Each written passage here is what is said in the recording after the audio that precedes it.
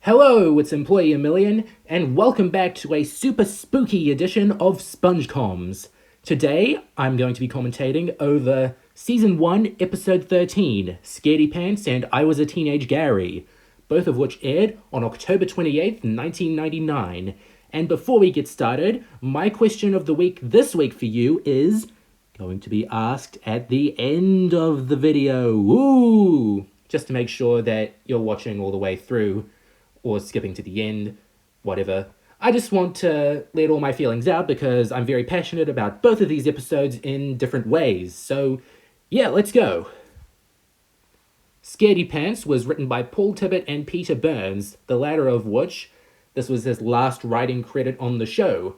I don't exactly know what other shows he went on to work on, but he only did the first 13 episodes of SpongeBob, and he left an impact, I'll say that. He did have a hand in some of the more notable episodes of the season, but then again, a majority of the writers did. So, he will be missed, even though he left 20 years ago, and his impact on the show won't be forgotten. But Paul Tibbitt, he stuck around for a very, very long time, and another person or group that leaves right after this is the Ghastly Ones, not to be confused with the Haunter Ones or the Gengar Ones. Sorry, just couldn't resist.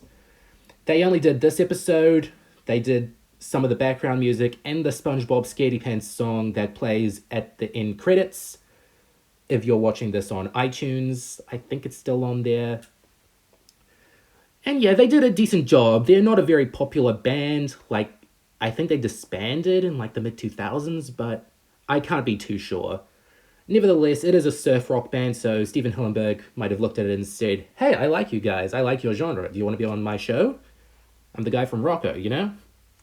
But anyway, onto the episode itself. I do really like this one. I put it at number 4 on my top 5 Season 1 episodes list. So it's right below, like, the legendary Season 1 episodes, but I think it is really good.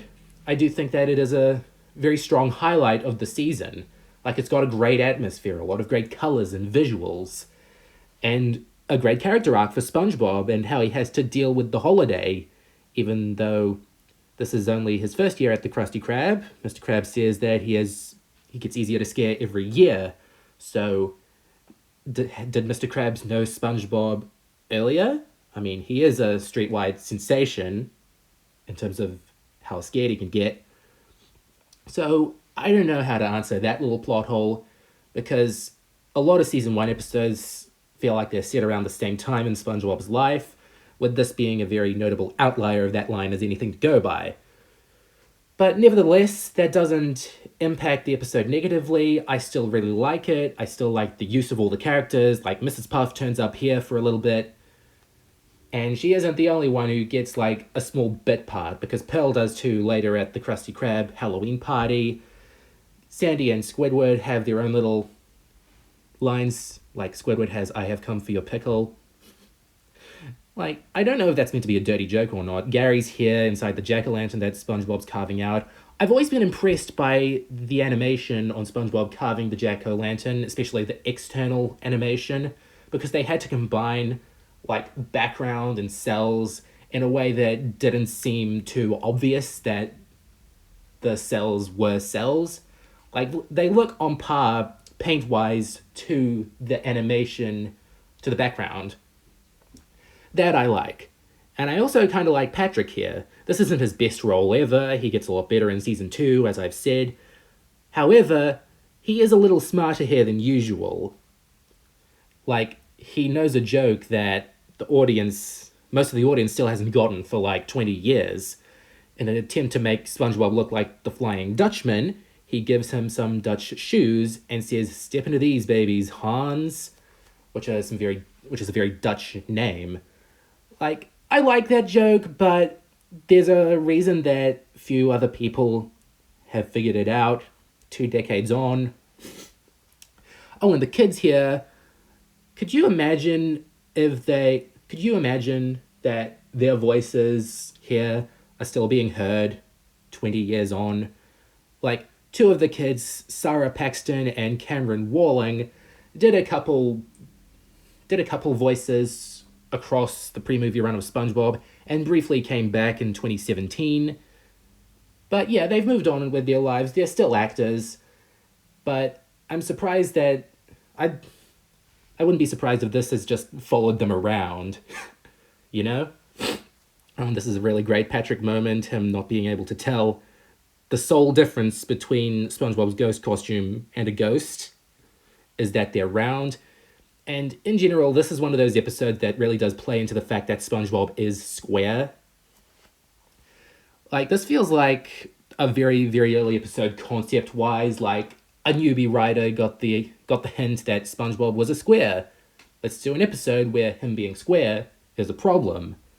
And, like, it doesn't impact the plot significantly, at least him being square. He could be a triangle, and this could go the way it does. But I do really like it. I do really like how he looks even dorkier as a more genuine ghost. And also, Patrick's absolutely terrifying. I absolutely don't know what that is. I think it's some comedy actor from the 50s or 60s. And this part didn't necessarily have to be here. SpongeBob scaring people and not necessarily knowing that they're not scared. However, it is sort of important in showing that SpongeBob still isn't that scary. Like, he thinks that being circular has made him scarier. Like, that's great. That is just such a dorky conclusion to come across. And I've always loved the background of this cave that they're in. It just really helps further sell the atmosphere of this episode. It's all set on one night, which is another thing that I really admire about it. They didn't have to go too far in making it some big, major part of SpongeBob's life. It's just set on one Halloween night, and those kids are back. I don't really know exactly what shows and movies they've been in since, but it is very fascinating. IMDb them. You might find something that you like. And then we get to the Halloween party, which is absolutely great. More Ghastly Ones music, and some great backgrounds for the Krusty Krab, and some great faces for Mr. Krabs choking on an apple. Like, they're very, very off-model and uncanny, but this is a Halloween episode, I don't mind. And of course, oh yeah, Mr. Krabs. And I also really, really like Sandy's Halloween costume of being a goldfish. I have absolutely no idea how problematic that is, but I'll talk about, like, problematic old things and even 90s animation in the next episode, or, like, the next one after this. But anyway, again, more great lighting here. I absolutely admire it. And just a great atmosphere all around as SpongeBob does get a chance to genuinely scare people. Even though he looks completely different upon close-up. Oh, and I also really like this, the jellyfish rubbing its hands. It grows hands just to rub them together. We do get a bit more dumb Patrick, like he gradually gets more dumb over the course of the episode. I don't know, maybe he hits his head between scenes, I can't really be too sure. So he does sort of help and ruin SpongeBob's chances of being considered scary, but, you know, if the episode ended here, at least he was scary for one little part, and he is still considered funny to an extent. So, if this were the exact ending of the episode, I wouldn't mind it too much. However, I'm really happy that they go the extra mile in introducing the Flying Dutchman and showing exactly why he is this world's Jack Skellington, the symbol of Halloween. Just more great animation, more great lighting effects. And I've always wanted to know exactly how they do glowy stuff in cell animation. Like, I might not get a solid answer since cell animation isn't used anymore, but it is impressive to see the Flying Dutchman in a season 1 episode. Like, it doesn't happen often, but when it does, I am just utterly amazed that they were able to do this glowy stuff. Is it some sort of plasma that they use? Is it post-production effects? It can't be for like very early cell animation from like the 20s, but maybe in the 90s, probably. But anyways, love the Flying Dutchman as a character, and I'm grateful that I've gotten to this point in SpongeBob where I am starting to see him, because his personality is great. Just this absolute beast that can hardly be defeated in any way, shape, or form. And he's got this big booming voice provided by Brian Doyle Murray, who also did some stuff on other Nicktoons like Angry Beavers, if I'm not mistaken.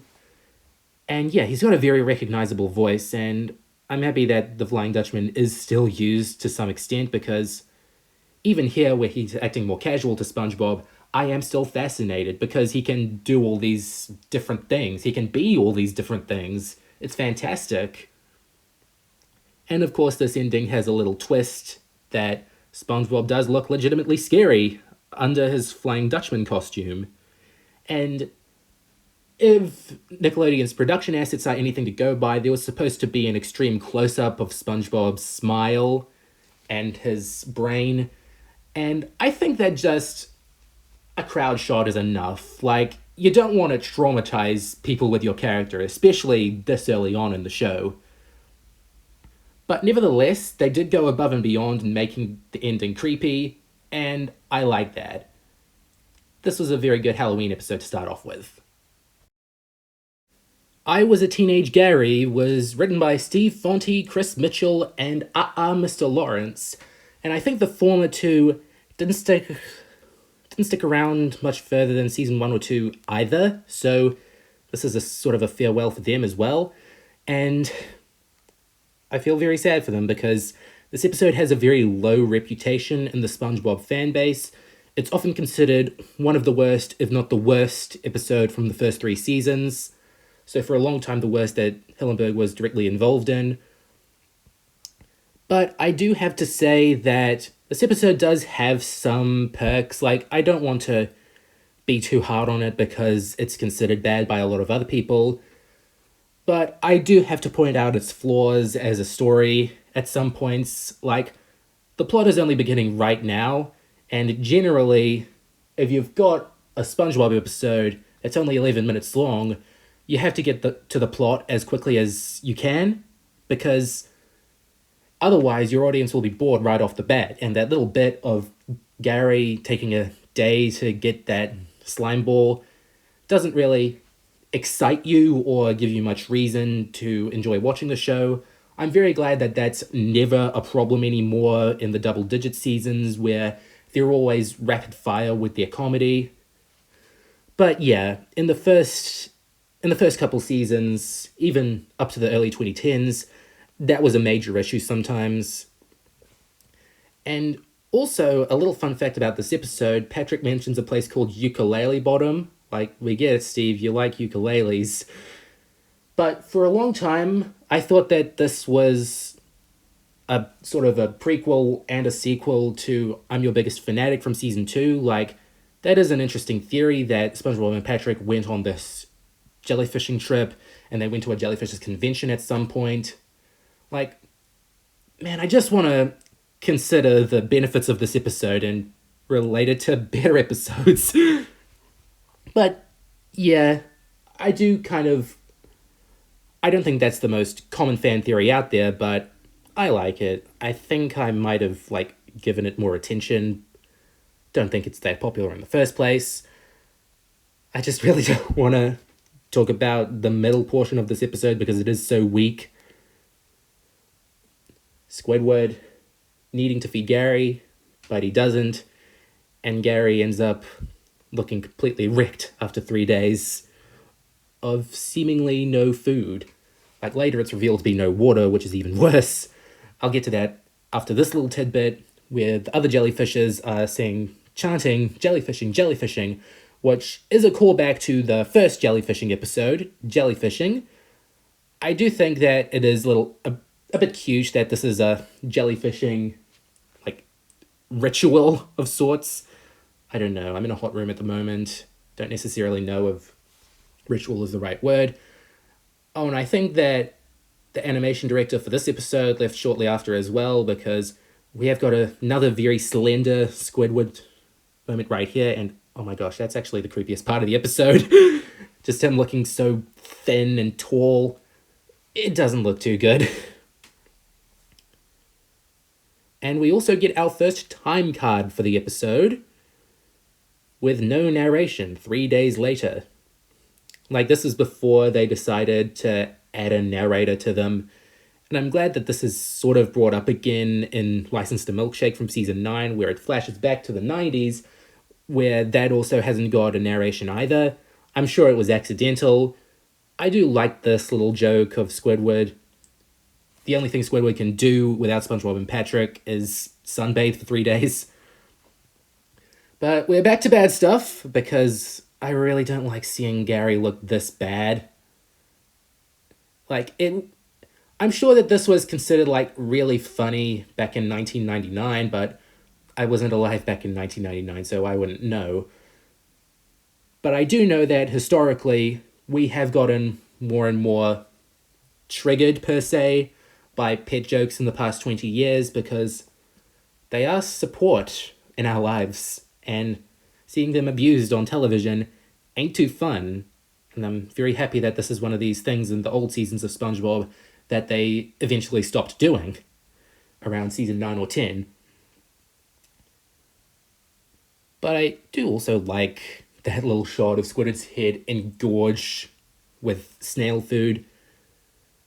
Like, I do have to get some positives out of this, because this just really drags the episode down, seeing Gary look this bad.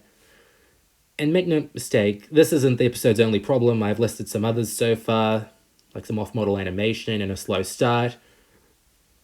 But this really takes the cake in just being something that drags the episode down for me personally, seeing Gary look this bad.